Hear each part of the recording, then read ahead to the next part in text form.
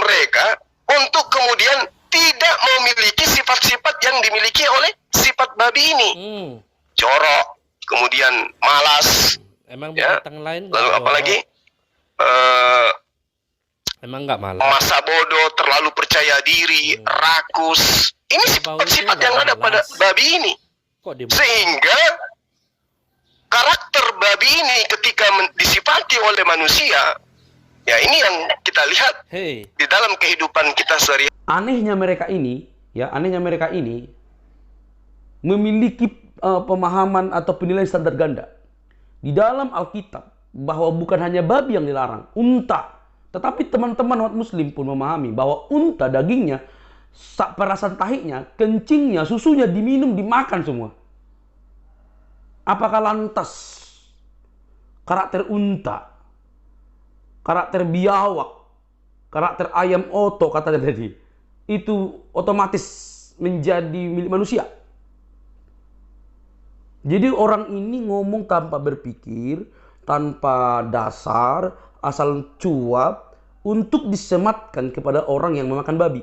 Di saat yang sama, Taurat melarang unta dan beberapa binatang yang lain. Apakah memang Ustadz Juma juga mewarisi karakter daripada unta? Apakah Juma juga mewarisi seluruh seluk-beluk dari binatang yang diharamkan, yang dimakan oleh Juma?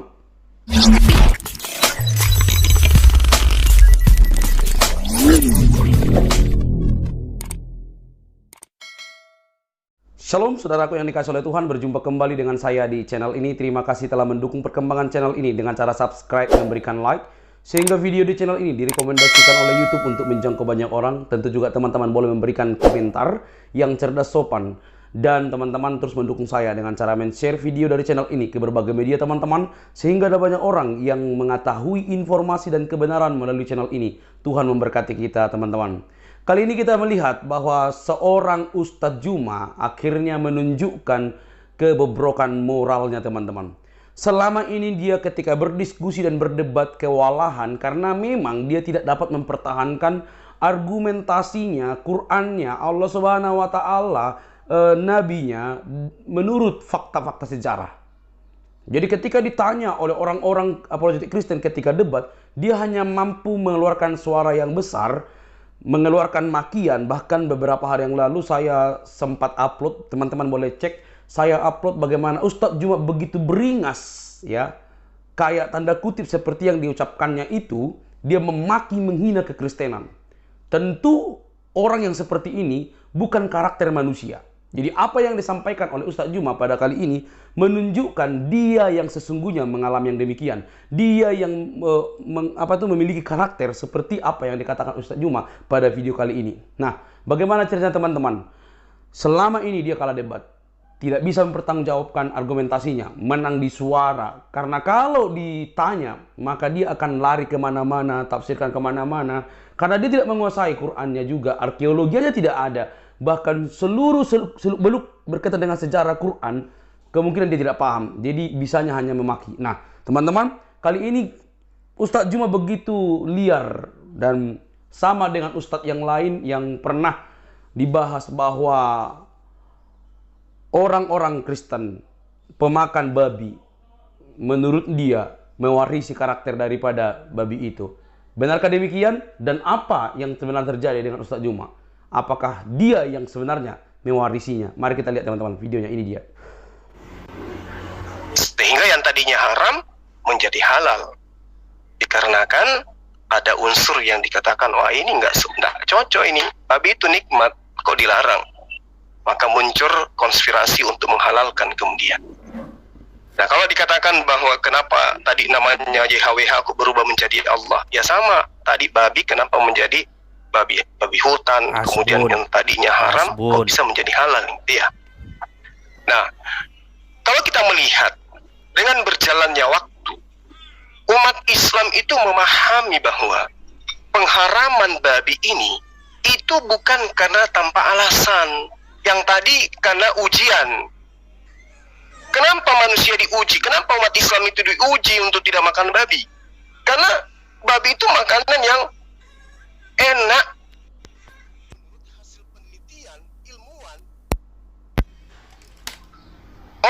dagingnya, lemaknya, semuanya itu adalah kandungan yang dibutuhkan oleh tubuh manusia. Tapi ada negatifnya gitu. Oh ya? Nah, kalau kita melihat bahwa karakter yang dititipkan pada diri babi ini, dia ini adalah salah satu binatang yang kita katakan binatang yang paling bodoh, aku bilang. Emang binatang yang lain itu pada pintar semua. Zuma. Diri mereka untuk kemudian tidak memiliki sifat-sifat yang dimiliki oleh sifat babi ini. Jorok, kemudian malas. Emang Ya. binatang lain? Lalu apalagi Emang nggak malah? masa bodoh, terlalu percaya diri, rakus. Ini sifat-sifat yang ada pada babi ini. Kok di Sehingga karakter babi ini ketika disifati oleh manusia, ya ini yang kita lihat Hei, di dalam kehidupan kita sehari-hari. buktinya orang yang makan babi itu lebih rajin daripada orang yang minum air kencing onta. Itu gimana itu? Adanya orang yang tamak, adanya orang yang serakah, adanya orang yang malas, ada orang yang jorok dan seterusnya. Itu pengaruh daripada makanan yang dikonsumsi. Oh, Nah, kalau saudara bertanya ajaran di dari Jepang sana dan seterusnya, nggak usah terlalu jauh. Kita lihat aja di daerah barat, mereka yang secara turun-temurun mengkonsumsi daging babi itu seperti apa karakter mereka. Iya, tapi mereka nggak bom gereja, nggak bom masjid. Mereka itu nggak malas, mereka itu hidup bersih, disiplin. Makanya negara-negara maju itu ada di barat. Coba lihat negara-negara Islam di Timur Tengah. Apakah ada yang maju? Semuanya itu terbelakang.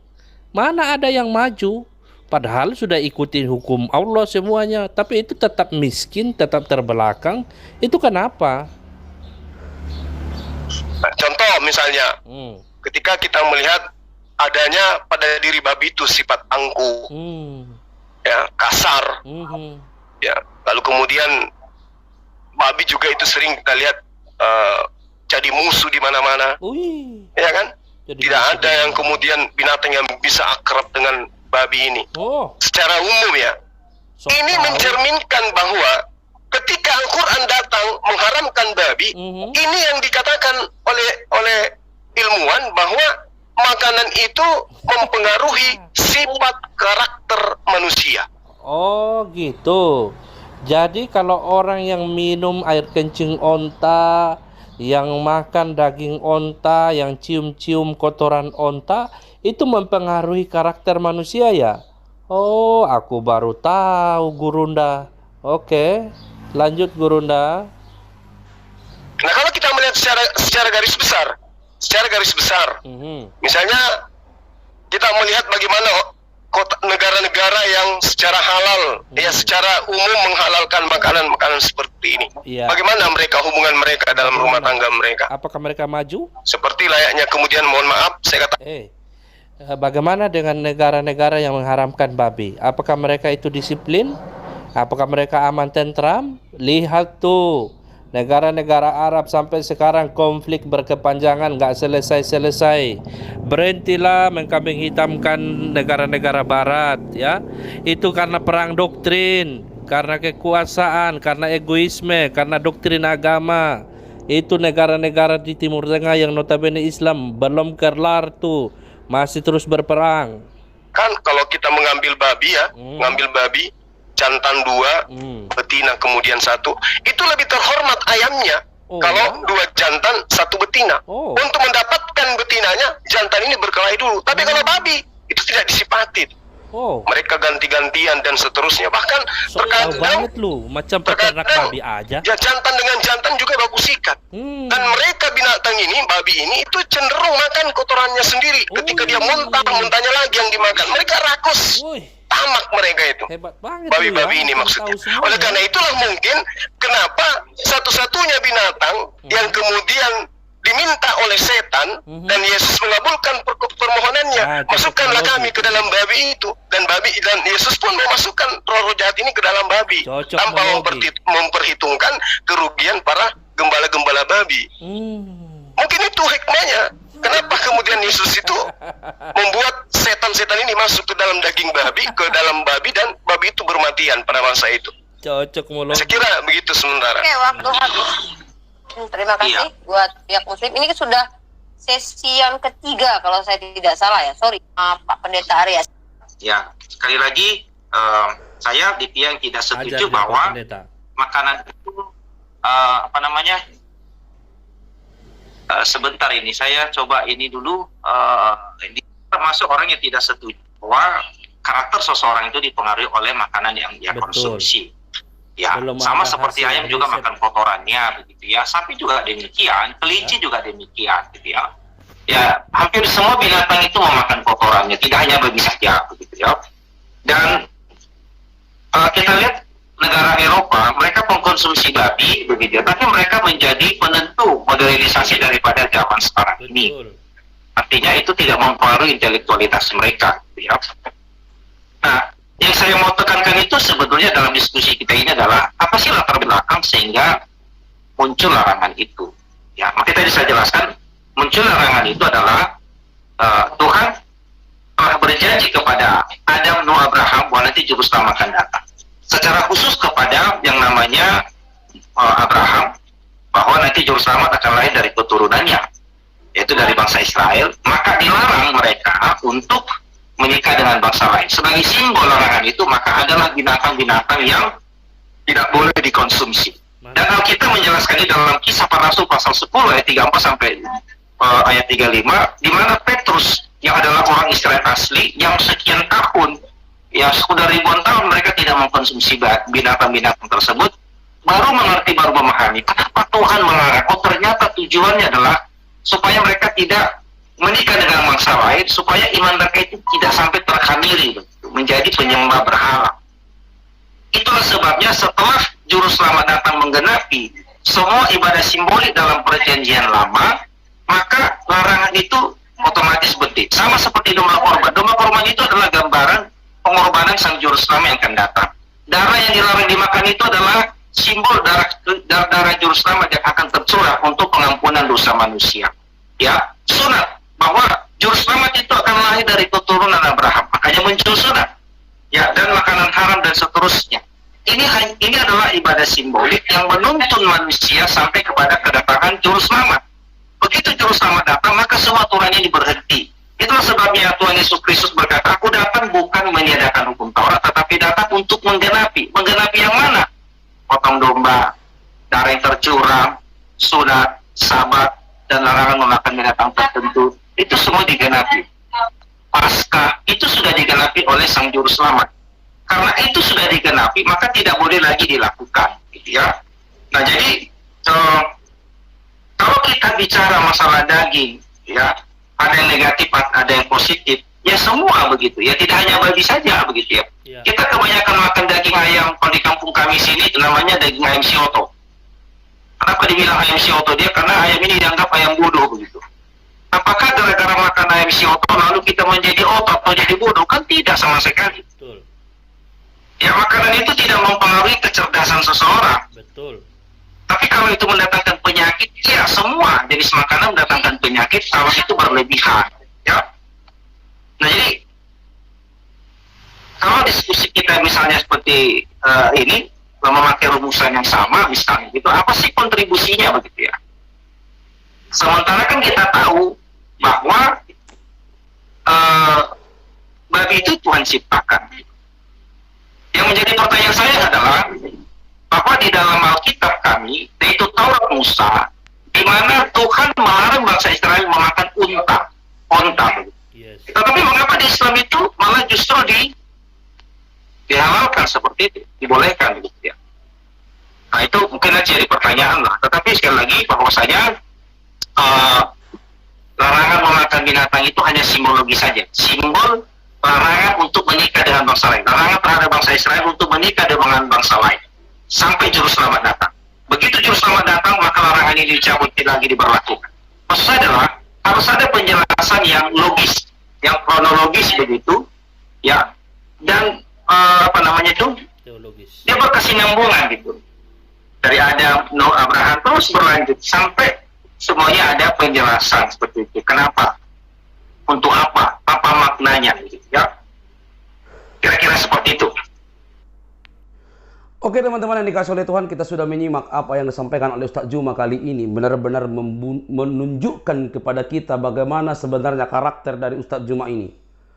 Kalau dapat dikatakan Ustadz ini benar Ustadz munafik. Dia memakai ayat-ayat dan juga memakai jubah-jubah.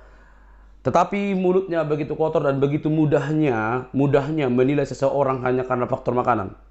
Pertama, dia berkata bahwa babi itu enak, bla bla bla bla, ya.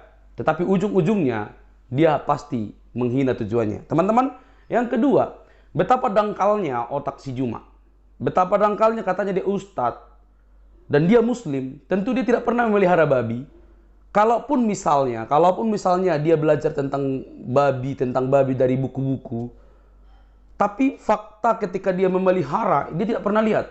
Saya yang sudah melihat orang muslim teman-teman, keluarga muslim yang memelihara babi, banyak babinya, ratusan babi, saya lihat langsung, mereka dapat uang dari sana, tapi dagingnya haram kata mereka ya, tapi uangnya enggak.